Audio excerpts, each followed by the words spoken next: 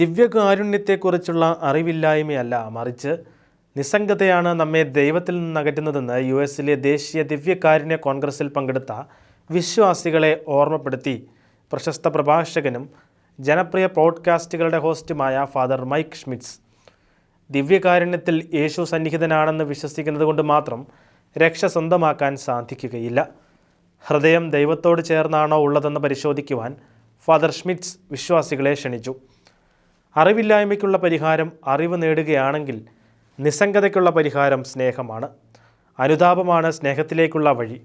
വലിയ തെറ്റുകളെക്കുറിച്ച് എന്നതുപോലെ തന്നെ ദൈവ സാന്നിധ്യത്തിൽ നിന്ന് അകറ്റിക്കളയുന്ന ചെറിയ തെറ്റുകളെക്കുറിച്ചും നാം അനുതപിക്കണം. ദൈവത്തോടുള്ള സ്നേഹത്തിൻ്റെ തീ അണച്ചു കളയുന്ന കാര്യങ്ങൾ കണ്ടെത്താനും അവയെ ജീവിതത്തിൽ നിന്ന് ഒഴിവാക്കാനും ഫാദർ ഷ്മിറ്റ്സ് വിശ്വാസികളെ ക്ഷണിച്ചു. നാം ഉപേക്ഷിക്കേണ്ട കാര്യങ്ങളും ദൈവസ്നേഹത്തിൻ്റെ അഗ്നിയും ഒരുമിച്ച് പോകില്ലെന്നും അതുകൊണ്ട് മാറ്റങ്ങൾ വരുത്തേണ്ട മേഖലകൾ കണ്ടെത്തി അവയെ തിരുത്താനുള്ള തീരുമാനമെടുക്കുവാനും ഫാദർ ഷ്മിറ്റ്സ് വിശ്വാസികളോട് ആഹ്വാനം ചെയ്തു.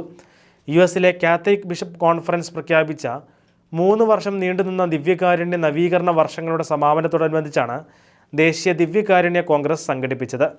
ഫാദർ മൈക്ക് ഷ്മിറ്റ്സിന് പുറമെ തിരുഹൃദയ സന്യാസിനി സഭയിലെ മദർ ഓർഗ, പ്രോ ലൈഫ് മനുഷ്യാവകാശ സംഘടനയായ ലൈവ് ആക്ഷൻ്റെ സ്ഥാപകയും പ്രസിഡന്റുമായ ലൈല റോസ്, ദൈവദാസിയായ മിഷേല ഡുപോങ്ങിൻ്റെ മാതാപിതാക്കൾ തുടങ്ങിയവർ പ്രസംഗിച്ചു.